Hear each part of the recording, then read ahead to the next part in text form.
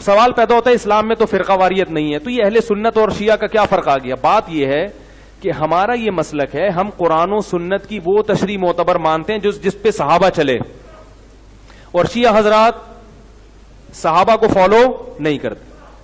یہ بڑا اختلاف ہے ہمارا اور ان کا. اور صحابہ میں بھی ہم سب سے پہلے کس کو ترجیح دیتے ہیں؟ خلفائے راشدین کو. صحیح بخاری کی حدیث ہے علیکم بسنتی و سنت الخلفاء الراشدین المہدیین، میری اور خلفائے راشدین کی سنت کو لازم پکڑو. ہم حضرت علی سے بھی محبت ایمان کا جز سمجھتے ہیں، ابو بکر عمر عثمان رضی اللہ عنہ سے بھی محبت کو ایمان کا حصہ سمجھتے ہیں، جبکہ شیعہ حضرات میں میجورٹی، سب کی بات نہیں کر رہا، میجورٹی صرف حضرت علی کو مانتی ہے، باقی صحابہ کو نہیں مانتی. حضرت ابو بکر عمر میجورٹی، سب کی بات نہیں کر رہا، بہت سے شیعہ مانتے بھی ہیں، یاد رکھو. سب کو ایک لاٹھی سے ہانکا مت کرو. تو باقی میں کبھی کبھار فیس بک پہ نا، میرے پیج پہ لوگ شیعہ کے جو ذاکرین ہیں ان کی اسپیچز شیئر کرتے ہیں. تو جب میں رات کو کبھی جیسے میرا دماغ چلنا شروع ہو گیا نا، تو پھر میں تھوڑی ادھر ادھر کی اسپیچز سنتا ہوں تاکہ میری سوچ دوسری طرف. تو وہ میں پھر جو بھی آ رہا ہے سن لیتا ہوں. کبھی کبھار جناب مولانا الیاس قادری صاحب کی بھی میں پروگرام دیکھتا ہوں کہ آج ان کا نیا کیا آیا ہے، یعنی سمجھ رہے ہیں نا. تو مختلف قسم کی چیزیں آئی ہوئی ہوتی ہیں، تو ایک اچھا سا محسوس سا ہوتا ہے بس کہ یار مزہ آیا بس، ٹھیک ہے نا. تو اسی طرح وہ شیعہ لوگوں کی بھی، تو وہ عجیب عجیب پتہ نہیں کیا ان کی تقریریں ہوتی ہیں، عجیب سے اسٹائل ہوتے ہیں. تو میں جو شیعہ حضرات میں جو سمجھدار لوگ ہیں ان سے کہتا ہوں، دیکھو کہ آپ کو اپنے مذہبی رہنماؤں میں کوئی سمجھدار آدمی ملے تو اس کو فالو کرو. یہ کیا کن لوگوں کی تقریریں آپ سن رہے ہو؟ فیس بک پہ جو شیئرنگ ہو رہی ہے جذبات سے ہٹ کے کبھی ان کی اسپیچز میں غور کیا کرو، یہ کیا باتیں کر رہے ہیں؟ یہ تو فضول، نہ روایتوں کا کوئی سر نہ کوئی پیر، ایسے من گھڑت قصے. یہ تو بیٹھ کے بناتے چلے جاؤ، پھینکتے چلے جاؤ. وہ ہمارے استاذ تھے نا ایک، وہ جن نے مجھے کہا نا یہ ہائیڈروجن ڈائی آکسائڈ لکھ کے لاؤ، یہ لکھ کے لاؤ، وہ لکھ کے لاؤ، انہی استاذ کی بات کر رہا ہوں. اللہ تعالیٰ اگر وہ زندہ ہیں تو ان کو عمر میں برکت دے، اگر دنیا سے جا چکے ہیں اللہ ان کی مغفرت، پتہ نہیں کہاں چلے گئے وہ. تو ان میں ایک خوبی یہ تھی کہ وہ تعریفیں اپنی بہت کرتے تھے. اچھے استاذ سے، ٹیچر بھی اچھے تھے، لیکن ان میں ایک بات تھی کہ تعریفیں بہت کرتے تھے. تو جب پہلے دن انہوں نے اپنی تعریف کی، ہم نے سنی کہ بھائی ماشاءاللہ بہت اچھے استاذ ہیں. اگلے دن آئے، بہت تعریفیں کی. جب ایک ہفتہ ہو گیا ہم نے کہا یہ تو کچھ زیادہ ہی ہو گیا، یہ تو ڈاکٹر عبد القدیر خان کو بھی انہوں نے پیچھے چھوڑ دیا ہے. تو پھر طلبہ تو کسی کو نہیں چھوڑتے، اسکولوں کے جو اسٹوڈنٹ ہیں نا بڑے ہوشیار ہوتے ہیں. پھر ہم نے دیکھا کہ ایک دن استاذ آئے ہیں اور اپنی تقریر کر رہے ہیں، تو ایک طالب علم کو ہم نے دیکھا ڈیسک کے نیچے یوں کر رہا ہے. اس کو دیکھا دیکھی دوسروں نے بھی ایسا شروع کر دیا. میں نے کہا یہ کیا ہو رہا ہے؟ انہوں نے کہا یہ چھوڑ رہے ہیں، ہم لپیٹ رہے ہیں. جیسے وہ پتنگ کا مانجا لپیٹا جاتا ہے نا، بھائی پتنگ کا مانجا ایسے لپیٹتے ہیں نا. کہا یہ لمبی لمبی کیا کر رہے ہیں استاذ محترم؟ چھوڑ رہے ہیں. اور ہم کیا کر رہے ہیں؟ کہہ رہے ہیں ہم ایک ہفتہ ان کی تعریفیں سن سن کے تھک گئے ہیں، اب ہم نے لپیٹنے کا کام کہ یار یہ سنبھل نہیں رہی. تو وہ جو ذاکرین کی اسپیچز جو فیس بک پہ شیئر ہو رہی ہیں، ہو سکتا ہے ان میں کوئی سمجھدار بھی ہوتے ہوں جو ہم تک نہیں پہنچتے، لیکن جو آج کل جو اسپیچز ذاکرین کی آ رہی ہیں ان کو دیکھ کے مجھے یہی خیال آتا ہے کہ یار یہ چھوڑ رہا ہے اور آپ نے کیا کرنا ہے؟ لپیٹنا ہے.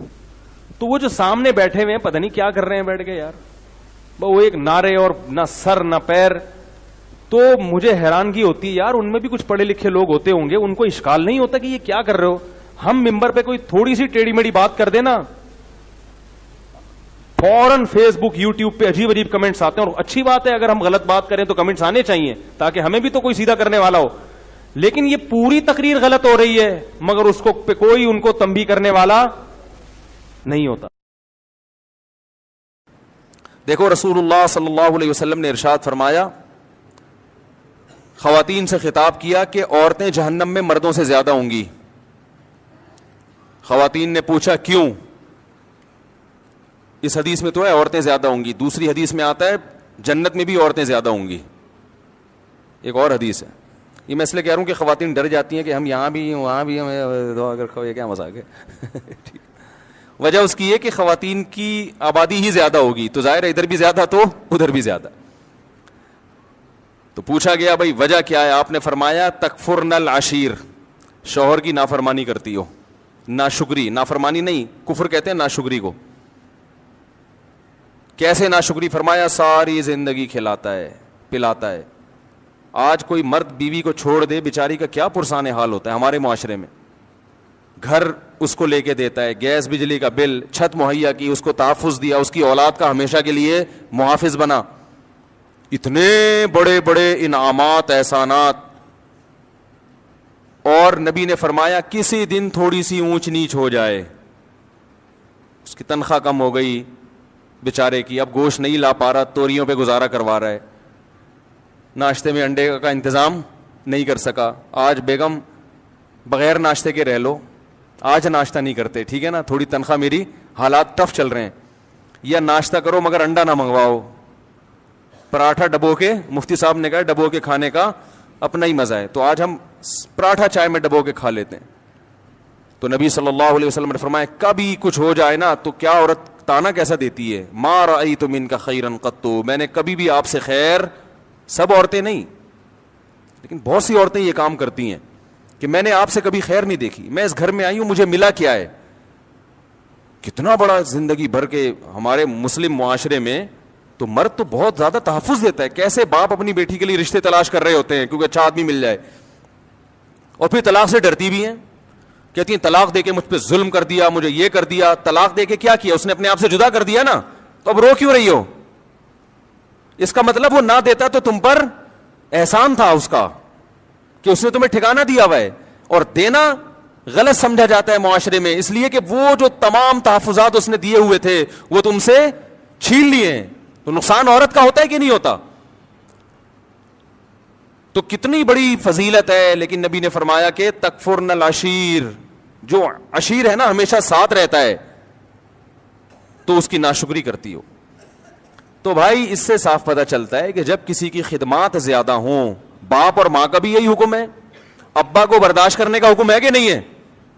آپ کے والد صاحب اگر آپ جے یو آئی میں اور ابا پی ٹی آئی کی تعریفیں شروع کر دیں عمران خان کی, ابا کو بولو گے ابا آپ میرے دل سے اتر گئے, بولو گے؟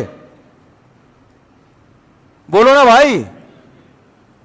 آپ جے یو آئی کے ہو, آپ دھرنے میں شرکت کے لیے جا رہے ہو اور ابا نے کہا پی ٹی عمران خان زندہ باد, آپ بولو گے یار ابا ایسی باتیں نہیں کرو یار, بس یہی بولو گے نا, ابا یہ نہیں کرو یار, میں دھرنے میں جا رہا ہوں, آپ کہہ رہے عمران خان زندہ باد. آپ ابا کو لکھ کے دو گے ابا آپ میرے دل سے اتر گئے, ابا بولے گا دفع ہو یہاں سے, میں تیرے دل سے اتر گیا, تو میرا باپ ہے جو مجھے تانے دے رہا ہے, دل سے اتر گیا, تیری اوقات کیا؟ باپ یہی کہے گا نا, میں نے جنا ہے تجھے, ساری زندگی میں نے کھلایا پلایا,